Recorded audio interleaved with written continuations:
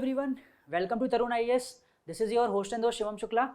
So continuing from our last series, we have started 4 new initiatives for you. One is top 75 issues in news, जिसको आप follow कर सकते हैं for mains perspective. Second is daily current affairs quiz for the day. जो भी current affairs चर्चा में रहेगा उसके लिए हम daily 5 MCQs डिस्कस करेंगे. इससे हम पूरा कॉन्सेप्ट प्रीलिम्स पर्सपेक्टिव से जानेंगे अच्छे से फॉर द डे जो भी चर्चा में रहे हैं. Next is daily news and analysis, editorial analysis होगी जिसमें न्यूज़ पे द हिंदू और इंडियन एक्सप्रेस के जो भी इंपॉर्टेंट टॉपिक्स आएंगे उस पर हम डिटेल्ड एनालिसिस एंड डिस्कशन करेंगे न्यूज़ का और व्यूज़ का. ठीक है. Fourth initiative is trending topic for the day. ठीक है, वो आपको शाम को अपलोड हो जाएगा एंड इसमें फॉर द डे जो भी ट्रेंडिंग टॉपिक न्यूज़ में रहा उसको हम डिस्कस करेंगे ब्रीफली. ठीक है, तो please keep following this initiatives. आप अपने फीडबैक्स दीजिए कमेंट सेक्शन में एंड जुड़े रहिए तरुण आईएएस से एंड उसका इनिशिएटिव्स का लाभ उठाइए. चलिए स्टार्ट करते हैं टॉपिक फॉर द डे यानी 5 जुलाई 2023 के questions. The first question is which of the following statement is are correct. First statement, the number of days with temperature exceeding 30 degree Celsius has decreased in the recent years. First statement. Next is marine heat waves in the Indian Ocean have become more frequent and are now an annual occurrence. ठीक है. Next है amplification of climate risk occurs when multiple climate related factors interact, intensifying the overall risk associated with the climate change. तीनों statements. ठीक है. सबसे पहले आप यहाँ देखिए कि पिछले काफ़ी सालों से बोल रहे हैं कि number of days exceeding 30 degrees ये कम हो गया है. ऐसा तो हो नहीं गया है. क्लाइमेट चेंज की वजह से ग्लोबल वार्मिंग बल्कि बढ़ रही है. आपने खुद ने एक्सपीरियंस किया होगा कि टेम्परेचर सब काफ़ी दिनों तक ज़्यादा हाई रहता है, ज़्यादा गर्मी रहती है. ठीक है, तो frequency of the number of ये days with 30+ degree Celsius is decreasing उल्टा. ठीक है, इंक्रीजिंग उल्टा ना कि डिक्रीजिंग. तो this statement should be wrong. Rest two are correct. ठीक है, so the correct answer for this question is C. चलिए देख लेते हैं क्यों ऐसा है. Let's see the description part, explanation part. So as you can see statement 2 and 3 are correct. ठीक है, फर्स्ट स्टेटमेंट करेक्ट क्यों नहीं है, जैसा कि मैंने बताया दिस पर्टिकुलर रिसेंट ईयर्स में 30 डिग्री से ज़्यादा का जो दिन है उनके नंबर ऑफ डेज की संख्या उल्टा बढ़ गई है. It has increased. तो statement 1 is wrong. Next 2 and 3 are correct. Let's see some important information associated with this, basic information जिससे क्वेश्चन बन सकता है. और ठीक है, तो सबसे पहले हो गया मर्क्यूरियल मीटर. ठीक है, इसमें हीट वेव्स क्या होता है, किस पर्टिकुलर इवेंट को सीवर हीट वेव या किस तरह से क्लासीफाई किया हमारे आईएमडी ने, उसको हम देख लेते हैं. सबसे पहले हीट वेव्स की बात कर लेते हैं. ठीक है, इसमें है based on departure from normal, मतलब जो नॉर्मल टेम्परेचर रेंज होती है उससे कितना ज़्यादा कम बढ़ रहा है या कम हो रहा है, उसके बेसिस पे हम हीट वेव को डिफाइन करते हैं. तो जब भी heat wave 4.5 degree to 6.4 degree Celsius above normal range of temperature रहता है उसको हम हीट वेव बोलते हैं. हीट वेव की कंडीशन मतलब नॉर्मल रेंज ऑफ टेम्परेचर से बढ़ गया. कितना बढ़ गया? 4.5 से 6.4 degree Celsius. Next is severe heat wave हम कब बोलते हैं? When the temperature bar is 6.4 degree above the normal. ठीक है, एंड नॉर्मल रेंज क्या है हमारे यहाँ 40-42 जो नॉर्मल रेंज रहती है. ठीक है, अब बेस्ड ऑन एक्चुअल टेम्परेचर, ये तो था आपका डिपार्चर फ्रॉम नॉर्मल, कितना डिपार्चर हो रहा है उसके बेसिस पे डिफाइन था. Next is based on actual maximum temperature, कि क्या मैक्सिमम टेम्परेचर रहा उसके बेसिस पे कुछ क्लासिफिकेशन है. अगर टेम्परेचर 45 डिग्री या उससे ज़्यादा जाता है तो इसको बोलते हैं हम हीट वेव की कंडीशन में हम क्लासीफाई करते हैं. Next is severe heat wave कब हम बोलते हैं? जब 47 डिग्री या उसके बराबर, उससे ज़्यादा अगर टेम्परेचर हो जाए तो सीवर हीट वेव बोल देते हैं. एंड वार्म नाइट को कैसे डिफाइन करता है IMD? will apply only when maximum temperature remains 40 degree और मोर.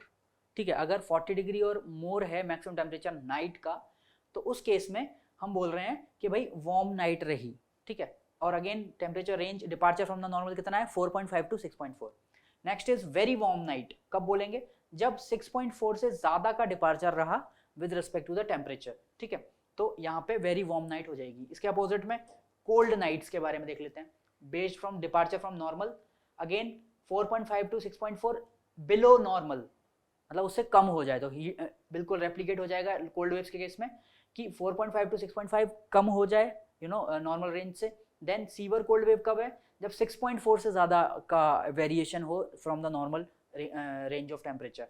Next is based on actual temperature कितना रहेगा, अगर 4 डिग्री या उससे कम है टेम्परेचर तो हम उसको बोल रहे हैं कोल्ड वेव चल रही है, एंड 2 डिग्री एंड उससे कम है तो सीवर कोल्ड वेव बोल देते हैं उसको, इस कंडीशन को, ठीक है।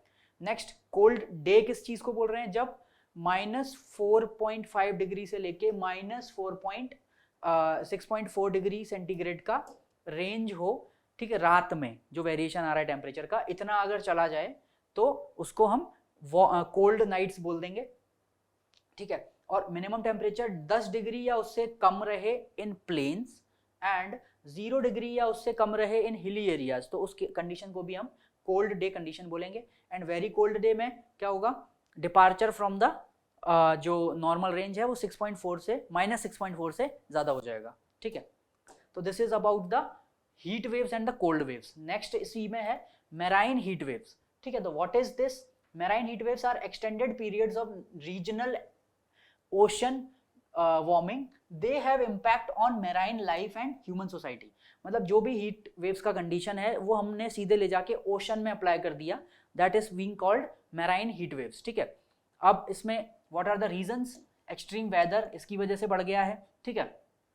Warm weather increase, tropical storms and hurricanes, इसकी वजह से जितना ज़्यादा एक्सट्रीम वेदर रहता है, जितना ज़्यादा वेरिएशन ऑफ द टेम्परेचर रहेगा, ठीक है, उसमें हरिकेन्स एंड स्टॉर्म्स आने की कंडीशन बढ़ जाएगी, ठीक है, साइक्लोन्स आने की। Next is increase ocean stressors, stressors मतलब जिसकी वजह से ओशन, मतलब ओशन की जो लाइफ है उस पर मतलब वो जो है असर पड़ता है ना। तो उसमें कौन कौन से फेनोमेनन हो जाते हैं, एक तो स्ट्रेटिफिकेशन, स्ट्रेटिफिकेशन मतलब डेंसिटी डिस्ट्रीब्यूशन है जो वो उसको अफेक्ट करता है। एसिडिफिकेशन बढ़ जाता है अगर you know heat marine heat waves बढ़ जाती हैं तो एसिडिफिकेशन ऑफ द ओशन बढ़ जाता है। एंड डीऑक्सीजनेशन मतलब जो ऑक्सीजन की जो कंसंट्रेशन है वाटर में वो कम होने लगती है because of the high evaporation, ठीक है। Next is biodiversity and heat loss, इसकी वजह से होता है। तो इसमें तीन चीज़ें कंप्रेस होती हैं, एक तो हैबिटेट जो होता है, ठीक है, जो जिस हैबिटेट में particular range of species develop हो रही है वो कहीं ना कहीं कंप्रेस करना शुरू कर देती है। नेक्स्ट इज फूड वेब का डिसरप्शन हो जाता है, ठीक है। अब कई सारे जो है बायोडाइवर्सिटी जो स्पीशीज हैं वो इसकी वजह से मतलब एक्सटिंक्ट भी हो रही हैं, यू नो इंडेंजर्ड कैटेगरी में आ रही हैं, इसकी वजह से फूड वेब हमारा अफेक्ट हो रहा है। तो उसका असर हर लेवल ऑफ ट्रॉपिकल एनर्जी पे पड़ रहा है, ट्रॉपिक लेवल पे हर असर पड़ रहा है उसका। नेक्स्ट है स्पीशीज माइग्रेशन, इसकी वजह से एक्सट्रीम हीट और टेम्परेचर की वजह से स्पीशीज भी माइग्रेट करने लगती हैं जो पर्टिकुलर टेम्परेचर रेंज में सर्वाइव नहीं कर पाती। उनके लिए अगर यू नो कंडीशंस अनफेवरेबल हो जाती हैं तो उन्हें माइग्रेट करना पड़ता है दूसरी जगह। मास मोर्टेलिटीज मतलब मास स्केल पे बहुत सारे एनिमल्स या स्पीशीज की डेथ हो जाती है इन द ओशंस, ठीक है। नेक्स्ट इज इसी से अटैच्ड है economic loss, increased mortality of economically important species की वजह से, उनकी डेथ होने की वजह से हमें बहुत सारा नुकसान होता है इन टर्म्स ऑफ फिशिंग और उससे रिलेटेड यू नो जो भी वर्क्स हैं। अब इसमें एक और चीज़ बता रहा है वो 10 times intensity compare to pre industrial times. Marine heat waves जब प्री इंडस्ट्रियल एरा था उससे 10 टाइम्स बढ़ गया है, ये डेटा आप कहीं ना कहीं आप अपने आंसर्स में यूज कर सकते हो। Next is 50% increase in marine heat waves in the past 10 years, 50% ज़्यादा बढ़ गई है। Next is 20 to 50 more marine heat waves by 2100, ये एक एस्टिमेट है कि भाई 20 से 50 टाइम्स ज़्यादा बढ़ जाएंगी marine heat waves in the coming years by 2100। Next question देख लेते हैं अब, ठीक है। तो next question is regarding NATO and NATO plus. With reference to the NATO and NATO plus consider the following statement. आज का जो एडिटोरियल है इस पे बेस्ड रहा है, ठीक है। इसमें first statement is NATO plus is an officially recognised concept within NATO, मतलब ये नेटो का ही पार्ट है ऐसा बोल रहा है officially. Consisting of 5 treaty allies of US as members, मतलब जो यूएस के फैमिलियर मेंबर कंट्रीज हैं वो नेटो में ही ऐड कर दिए गए हैं और उसी में एक ऑफिशियली रिकॉग्नाइज्ड कॉन्सेप्ट है with in NATO, NATO plus. Next is focus of the NATO plus is primarily on containing China, यानी चाइना को कंटेन करने के लिए ये नेटो प्लस बनाया गया है। Third is India is currently a member of the NATO plus framework, ये जो फ्रेमवर्क हमने डिसाइड किया है नेटो प्लस जाने का, इंडिया इसका मेंबर बन गया है, ठीक है। तो इसमें कौन से स्टेटमेंट सही हैं। एज ऑफ नाउ एक तो यहाँ पे कोई ऑफिशियल रिकॉग्निशन नहीं है, इनफॉर्मल ग्रुपिंग की तरह अभी बात हो रही है, इस पर चर्चा चल रही है, बहुत नेसेंट स्टेज पे है, तो ये स्टेटमेंट हो गया गलत। इसी तरह से India is currently a member, India को मेंबर बनाने की बात चल रही है, ठीक है, टॉक्स चल रही हैं, ऐसी कुछ स्टेटमेंट्स आए हैं यूएस के और एसोसिएटेड अलाई कंट्रीज के, तो ये भी गलत है। तो as of now second statement is only correct, ठीक है। So the answer for this question will be only one is correct, ठीक है।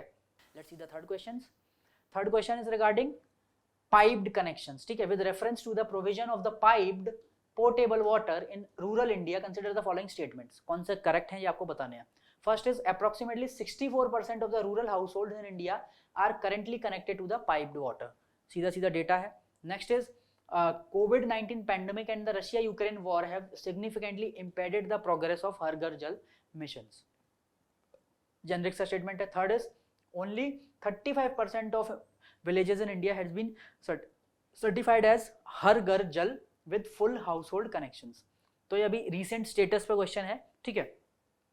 अगर ऑन द स्पॉट या मतलब इस recent मेंस में आपका अगर कोई क्वेश्चन आता है तो इन डेटा के बेसिस पे आप यूज करके इसको आपने मेंस का आंसर लिख सकते हो रिगार्डिंग हर घर जल मिशन। अभी के लिए this particular all the 3 statements are correct in this, ठीक है। So answer would be all 3 C.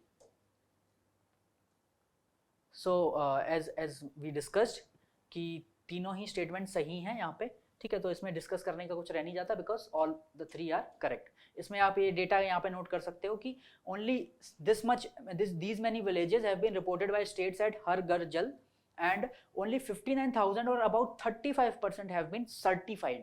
Certification मिल चुका है कि भाई they have got the connections, 100% connections of potable water, piped connections. इसमें सेकंड पार्ट ये आप देख लो कि भाई हर घर नल से जल, taking drinking water to the each rural household, ये योजना के बारे में थोड़ा सा है कि it gives piped water connection to every rural household by 2024। इसको 2024 में खत्म होना था, ठीक है, होना है। एंड 3.5 करोड़ हाउस होल्ड इसमें कवर होंगे जिसमें उनको फंक्शनल टैप वाटर मिलेगा and 15 crore house hold target set, ठीक है। 3.5 करोड़ देना है इनको टिल 2024, बट टोटल कवरेज इनको रखना है, जो लॉन्ग टर्म टारगेट है वो है 15 करोड़ का, ठीक है। Significant project given India's dependency on underground water is among the highest in the world, ठीक है। इसलिए ये प्रोजेक्ट बहुत इंपॉर्टेंट हो जाता है बिकॉज इंडिया की अंडरग्राउंड वाटर डिपेंडेंसी बहुत ज़्यादा है। Next is not ensuring water availability but also about ending inequality in excess.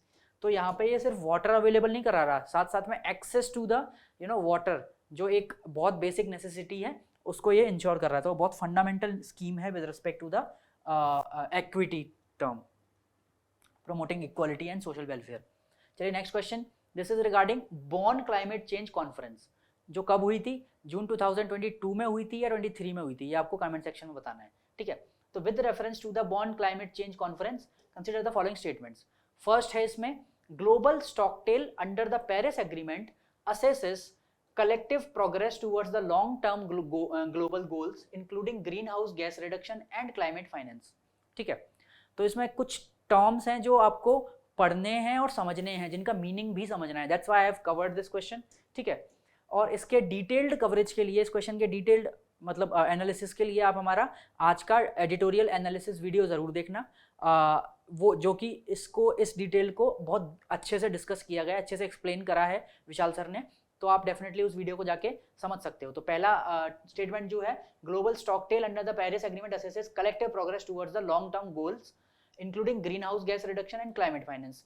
Statement looks positive, इसमें कुछ ऐसा है नहीं कि जो गलत हो सके। Next is Bonn conference emphasise the need for developing countries to be more ambitious in emission reduction and to reduce adequate finance from developed countries.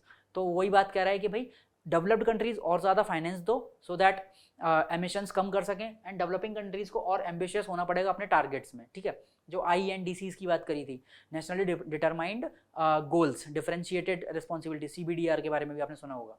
तो ये दोनों चीज़ें करना है, तो इसका इंपॉर्टेंस इन्होंने एम्फसाइज किया, तो this statement should also be correct, ठीक है। Third is just transition pathways, ये वाला कॉन्सेप्ट आपको जरूर याद रखना चाहिए, ठीक है। जैसे क्योटो प्रोटोकॉल के बाद कुछ इंपॉर्टेंट कार्बन क्रेडिट वगैरह ऐसे करके जो टर्म्स निकले थे उसी से रिलेटेड है ये। Just transition pathways aim to ensure a fair and inclusive transformation towards net zero emissions by 2070. This statement is also correct. All the three of them are correct. But आपको ये समझना है कि ये है क्या, ठीक है? तो let's see the description part. थोड़ा सा आइडिया आपको यहाँ भी लग जाएगा, and for detailed analysis of the video you can watch the editorial analysis video, ठीक है? तो सबसे पहले करेक्ट आंसर है, ठीक है? तीनों ही स्टेटमेंट सही हैं, तो इसमें डिस्कस करने का कुछ नहीं। यहाँ पे आप एक बार ये देख लो, what is global stocktake and how is it being done. तो ग्लोबल स्टॉकटेल और GST is a 5 yearly review of the progress that has been made in implementing the Paris climate agreement. तो इसमें एक तरह से हर 5 साल में इस प्रोसेस को रिव्यू करेगा कि आपने कितनी प्रोडक्टिविटी अचीव करी in achieving the target which you have promised under Paris agreement. तो फर्स्ट जीएसटी कंक्लूड हुआ 2023 में, and it will assess progress on such fronts. कौन कौन से एंगल्स पे ये जो है एनालिसिस कर रहा है global stocktake. First is mitigation of greenhouse gas emissions, कि आपने कितनी ग्रीन हाउस एमिशंस वाला जो आपका इशू है उसको आपने कितने लेवल तक माइटिगेट कर लिया, कितने लेवल तक टैकल करने की कोशिश करी है। Next is what is the status of your adaptation to the impacts of climate change. आपने किस तरह से, आपकी अडेप्टेबिलिटी कितनी बड़ी है, क्या आप इस पर काम कर रहे हैं या नहीं। थर्ड चीज जो ये टेस्ट कर रहा है is mobilisation of the climate finance. How much of the climate finance has been imparted from the developed to the developing countries। इसको चीज को ये यहाँ पे मेजर करेगा। Fourth will be strengthening of the international cooperation. तो कितना इस सेक्टर में पेरिस एग्रीमेंट को लागू कराने के लिए, इंप्लीमेंट करवाने के लिए ऑन ग्राउंड कितना कोऑपरेशन बढ़ा है, किस लेवल पे है, वो इस चीज को मेजर करेगा। It is a 3 phase process. 3 phase process है। फर्स्ट फेज में डेटा कलेक्शन होगा जो मार्च 23 में कंप्लीट हो गया है मतलब। एंड सेकेंड फेज में टेक्निकल असेसमेंट होगा जो अभी बॉन पे चल रहा है, बॉन सिटी में चल रहा है of Germany, and it will conclude in September, ठीक है? तो सेकंड फेज अभी जो चल रहा है जिसमें टेक्निकल असेसमेंट हो रहा है with a synthesis report summarising की टेक्निकल फाइंडिंग्स। तो इस फेज से जो रिजल्ट सामने आएंगे उसके बेसिस पे एक रिपोर्ट पब्लिश होगी इन सितंबर।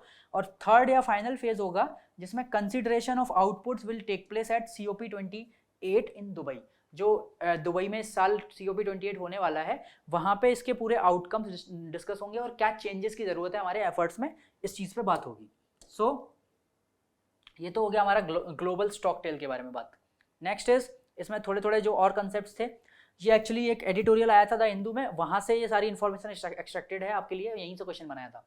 तो Bonn climate change conference was the last big milestone in climate negotiations before first global stock take, ठीक है? फर्स्ट ग्लोबल स्टॉक टेक आया है जो अभी दिसंबर में डिस्कस होने वाला है COP28 में, ठीक है? तो इसके बाद global stock take is mandated under the article 14(1) of the Paris climate agreement. ये सीधा सीधा प्रीलिम्स में क्वेश्चन पूछा जा सकता है कि कौन से आर्टिकल के तहत ग्लोबल स्टॉक टेक का कॉन्सेप्ट आया है। To assess the collective progress towards the long term global goals. इसमें क्या क्या आ रहा है, जैसे progress on greenhouse gas reduction कितना हुआ, जो ऊपर डिस्कस कर लिया हमने। आपने कितना आप कितने रेजिलिएंट हुए हैं क्लाइमेट चेंज से फाइट करने के लिए। And third is securing finance. आपने क्या क्लाइमेट क्राइसिस को जो इससे फाइट करने के लिए जो फाइनेंस की जरूरत थी उसका मोबिलाइजेशन किस लेवल तक पहुंचा है, तो इस पे बात करता है ये, ठीक है? Parties to the Paris agreement had introduced just transitional pathways at COP27। जो लास्ट COP हुआ था लास्ट दिसंबर में, उसमें इस पे बात हुई थी इस कॉन्सेप्ट पर, जस्ट ट्रांजिशन पाथवेज। ये होता क्या है? Just transition means that transformational pathways need to be carried out in a way that is as fair and inclusive as possible to everyone concern, ठीक है?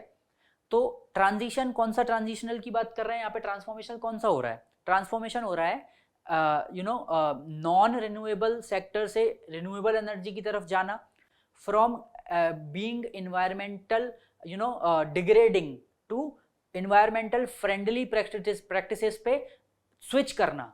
तो वो जो ट्रांजिशन है, it should be carried out in such a way that it is fair and inclusive to everyone. मतलब जैसे developed countries ने अभी तक सारा डिस्क्रिमिनेशन और डिफॉरेस्टेशन ये सारी चीजें कर ली, इन्वायरमेंटल डिग्रेडेशन काफी लेवल का कर लिया, ठीक है? बट वो उस टाइम डेवलप कर रहे थे, अब वो अपनी एक ट्रांजिशन स्टेज पे जा चुके हैं, मतलब अब इससे फर्दर वो बहुत ज़्यादा डेवलप नहीं कर सकते। तो they are asking for emission reductions from the developing countries, but developing countries का भी टाइम आया है कि वो इसको मतलब अब वो अपने डेवलपमेंटल फेज में घुस रहे हैं, अब उनका टाइम है टेक ऑफ करने का, एक्सेलरेट करने का, और उसके लिए रिक्वायरमेंट रहेगी एनर्जी की। और अभी सस्ती एनर्जी कौन दे रहा है? नॉन रिन्यूएबल रिसोर्सेज से, है ना, फॉसिल से, कोल से, पेट्रोलियम से।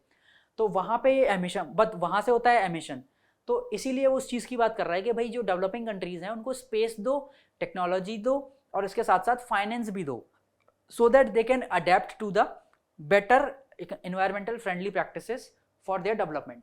India is concerned about the difficulties it is going to face in decoupling its economic development from the greenhouse gas emissions. India also stated that the route to just transition need to be clubbed with the means of implementation. India ऐसा एक country है जो challenge face कर रहा है because उसका मतलब उसका जो डेवलपमेंट है directly proportional to the emissions. तो एमिशंस तो बढ़ेंगे ही इंडिया में because we are marching towards being the economic super power.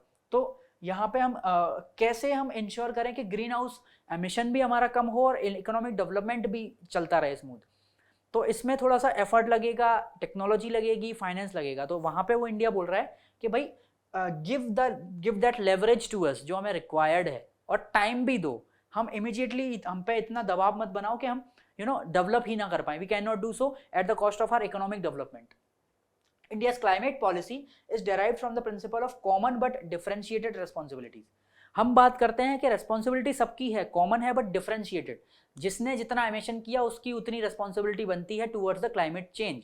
तो आप उतना उस तरह से बात करो। एंड रेस्पेक्टिव कैपेबिलिटीज, कब किसकी कितनी कैपेबिलिटी है एमिशंस कंट्रोल करने की। अगर हम ऑलरेडी गरीब हैं, आप हमसे बोल दो कि एमिशन ही मत करो, तो हम डेवलप कैसे करेंगे? This aspect has to be addressed in this concept.